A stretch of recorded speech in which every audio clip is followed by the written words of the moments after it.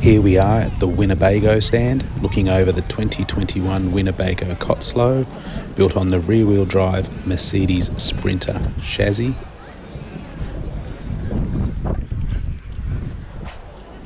There's that famous 3-point star.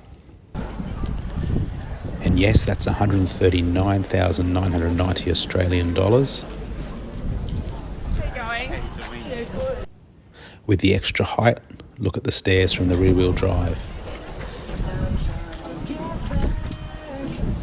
That was Mary. Hey guys, it's Scott here. We're just inside the Winnebago Cottesloe just to show you how similar it is to the Windsor Daintree. Let's take a look. Looks like there's been a few demonstrations today of how to pull apart the dinette and lower the bed.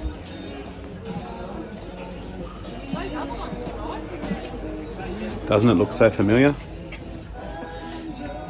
Now through the kitchen, looking familiar to us Daintree prospective owners, into the bathroom, which is just a touch wider, but looking familiar nonetheless. It's what you have to do each time you want to go to bed. Yeah, you got to move things. It's exactly the same, except that's for sleeping. That's Black tuck, right? wow. And the only thing is this here